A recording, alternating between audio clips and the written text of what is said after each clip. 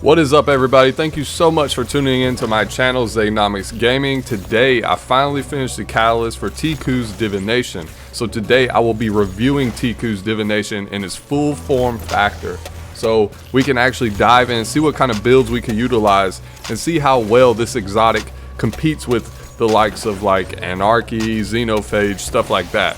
We want to see how well the DPS is and see what we can actually do with this weapon as far as like nightfall ordeals and higher end PvE content. Now I want to let you guys know that this bow really isn't that great for PvP, but it still works really well in PvE and I absolutely love it. I might even put down Anarchy for a while because this weapon just, I wouldn't say it outperforms it, but it is just phenomenal and I absolutely adore this weapon. Bungie really knocked it out of the park when they developed this weapon. It's like Trinity Ghoul on crack, basically, in my opinion.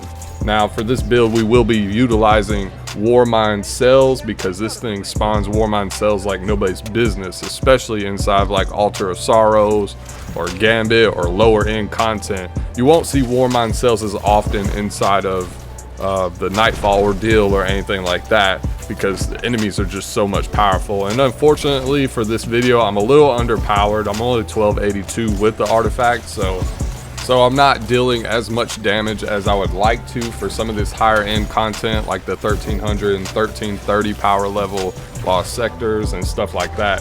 I kind of had to take that kind of stuff slow. Also, with this week's Nightfall ordeal, we don't have overload champions. That's why in the beginning of the video I decided to show you guys how this weapon performs against overload champions. So with all that out of the way, I want to dive right into the build immediately, just so you can see what I'm working with and what I decided to come up with. Now, immediately when you think of Warmind cells, you always think of, you know, most of your solar based armor. You want to go for like Fire Team Medic, solar splash damage, stuff like that. But with me, I like to experiment and see what I can actually come up with to see if I can find anything that's a little bit better. And I feel like I have, especially with this higher end content, you know, when you're doing like Nightfall ordeals. But we'll jump right into that right now.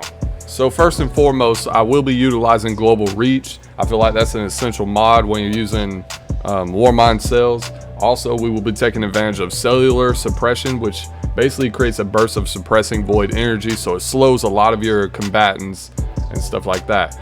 I am also using Chosen of the Warmind, which basically creates a concussive blast when you collect or destroy a Warmind cell.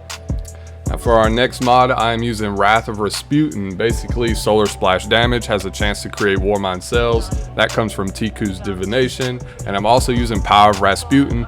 If enemies are near a Warmind cell, you get a bonus to weapon damage. Now, that comes in handy. That gives me extra damage on top of the damage that I'm getting from Ticcuu's Divination Catalyst. Now, normally with this weapon, you would just hip fire, it would auto track its targets, and then upon aiming down sights and actually getting a precision hit, you would create an explosion. Well, with Casualty Quiver, landing a perfect charge, precision casualty arrow shot that triggers a Sacred Flame explosion also increases the damage of all Ticcuu's Divination shots for a time. If you hit an enemy with a casualty arrow that isn't marked with the Sacred Flame, any enemies that are marked get their duration reset. So essentially, if you hip fire an enemy and you proc Sacred Flame, if you shoot another enemy that does not have Sacred Flame procced and it's a precision hit, you will increase the duration of Sacred Flame on your other enemies that have that buff or that Sacred Flame perk active. I know it's a little confusing, so I'll repeat it. Essentially, this means that you can blow up enemies with casualty arrows for a boost in bow damage, or shoot a non-Sacred Flame enemy with a casualty arrow to extend the timer on any other enemies that you still need to blow up, aka the enemies that have Sacred Flame. Because remember, with this weapon, you can track up to 3 targets at one time. So it's not like, you know, you're going to be able to explode all enemies at once, especially if they're spread out. The tracking on this bow is actually pretty insane. The tracking is pretty far. I'm not sure the exact distance on how far away it will track enemies. Maybe I could test that out in PvP and actually pin it in the comments down below so you guys can see that for yourselves. But the tracking, yeah, it's amazing. But as you can see in the background gameplay, you know, you can't really control what it tracks to. It normally just locks onto your opponent and it just goes from there. Now, there's a couple downsides to this weapon. I noticed since I've been playing with the Cabal with the Arms Dealer Strike this week, the Phalanx with the shields, the explosions don't technically work all the way with that, because once you're basically catching the shield on fire with the Sacred Flame, so you can't really explode it. You really have to hit that precision hit right in the middle, and I don't feel like the bow really works that well with the Phalanx. Now, the ammo economy for this weapon is you know, you kind of have to hip fire and then aim down sights. This weapon is useless if you don't hip fire and then aim down sights. It's just like a regular bow. You might as well not even use it. Now, I tried to use double scavenger, bow scavenger mods, and I also tried to use double bow reserves, but I could only get it to about 70 arrows at one time. And if you have to shoot, you know, like we're using this on Brachius Zahn, I have to shoot him multiple times, hip fire, aim down sights, hip fire, aim down sights. You could run out of ammo really quickly. So you will definitely need bow scavenger and bow reserve mods if possible. You gotta have them, otherwise you will not be able to use this weapon as efficiently as you would like to. Now, with the Warmind cell build, it just puts the cherry on top for this weapon, especially for me. With the void suppression, it slows all of my enemies. It works really well. It worked really good last week in last week's strike. Forgot what the hell it was called, Devil's Lair.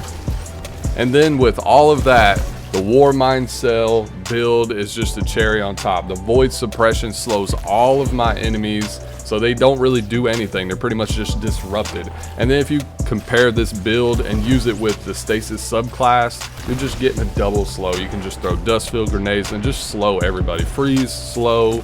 And then on top of that, once you explode or break the Warmind cell, you get the concussive blast and it just shatters everybody and pushes everybody away.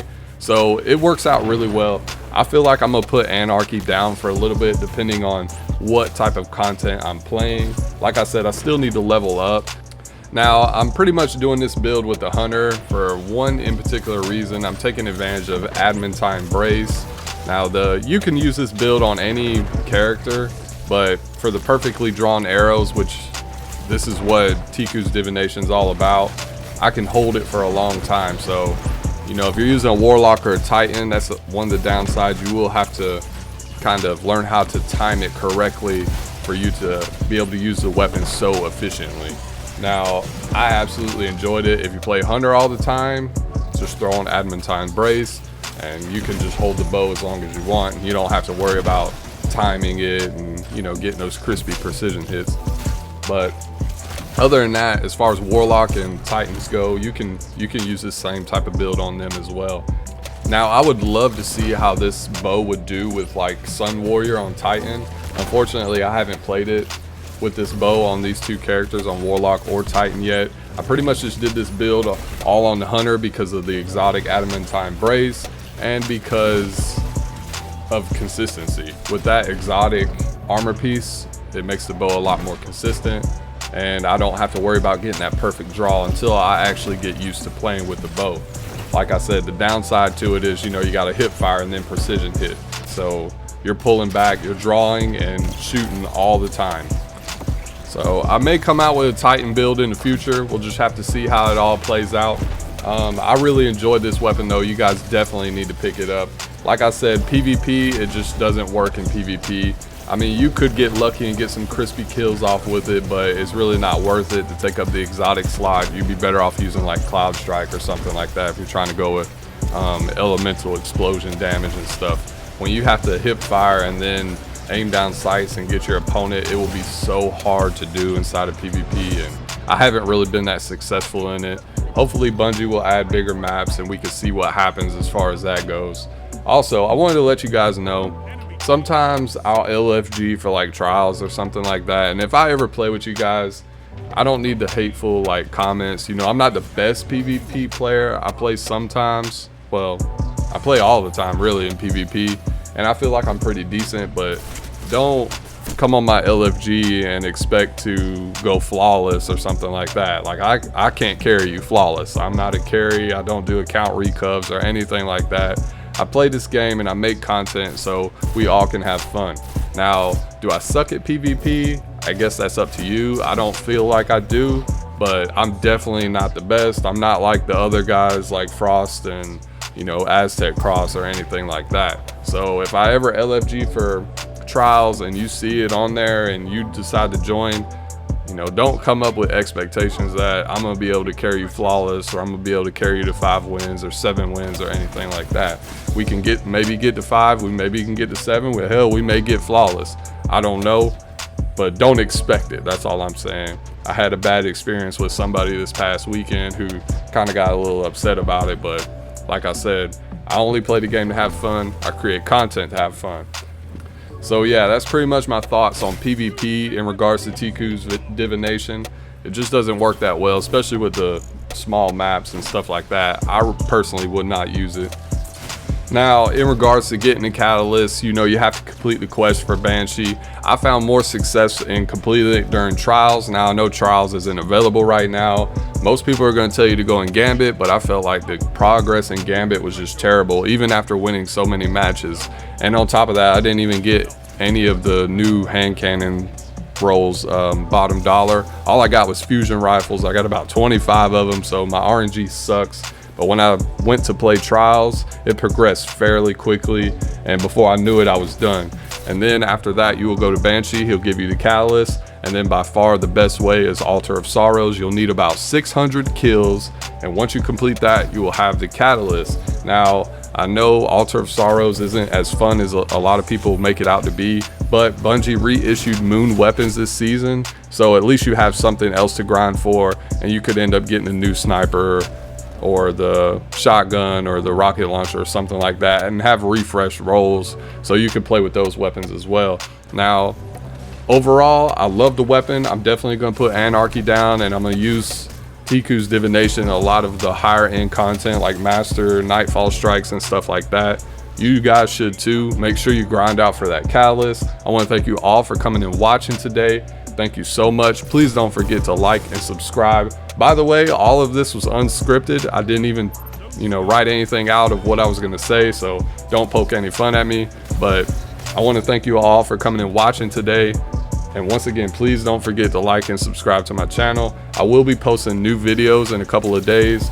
I definitely want to review the new scout rifle, and I also have another build guide video that revolves around Eternal Blazon, which is another scout rifle that I think you guys will really enjoy, so keep an eye out for that. Thank you all so much for the love and support. Thank you so much. I hope you all have a wonderful day.